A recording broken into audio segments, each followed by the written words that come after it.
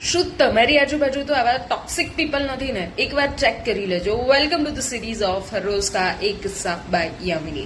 તો રિસેન્ટલી મને હમણાં એક બે એક્સપિરિયન્સ એવા થયા કે જ્યાં લોકો પ્રિટેન્ડ એવું કરે છે કે એ તો તમારા બહુ ક્લોઝ છે, તમે તમારા બેસ્ટ ફ્રેન્ડ છો એન્ડ સમથિંગ કે તમારા રિલેટિવ છે આ તે. ઓલ્ધો એ ફેમિલી હોઈ શકે છે, ફ્રેન્ડ્સ હોઈ શકે છે, તમારા સિસ્ટર યા ફિર કોઈ પણ વ્યક્તિ એવું હોઈ શકે છે જે તમારા આજુબાજુના નજીકના સંબંધો હોય, જ્યાં એ લોકો પ્રિટેન્ડ કરે છે કે તમારી સાથે છે અને તમે એમના બેસ્ટ ફ્રેન્ડ છો અને all that type of situation. પણ જ્યારે એમના ખુરાપાતી દિમાગની ઉપજ થોડાક સમય પછી તમારી નજરો આગળ આવે છે ને યુ આર લાઈક શોક. ઓ, આટલું બધું એમનું માસ્ટર માઇન્ડ પ્લાન વિચારી શકે છે, એમનો જે પ્લાન એક્ઝિક્યુટ કરી શકે છે, જ્યારે એ બધી વસ્તુ નજરે આવે છે ને આમ શોક થઈ જવાય છે કે યાર આટલી બધી ટોક્સિસિટી. એમ જે ખાડીમાં ખાવાનું ત્યાં જ થૂંકવાનું, મતલબ આવા લોકો છે દુનિયામાં.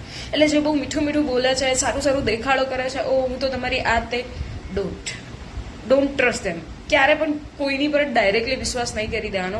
લાગે છે બહુ સરસ છે, પણ પછી એમની જે ખુરાફાતી દિમાગના માસ્ટરમાઇન્ડ પ્લાન બહાર આવે છે ને એ જોયા પછી એમ થાય છે કે આના કરતાં તો સાપ સારા. ટોક્સિસિટી બહુ જ ખરાબ लेवल वस्तु मैं हमारा एक्सपीरियंस करी. तो ये था हर रोज का एक किस्सा में आज का किस्सा. मिलते हैं अगले वीडियो में, तब तक के लिए stay tuned, stay connected with me और ऐसे लोगों से बच के रहें.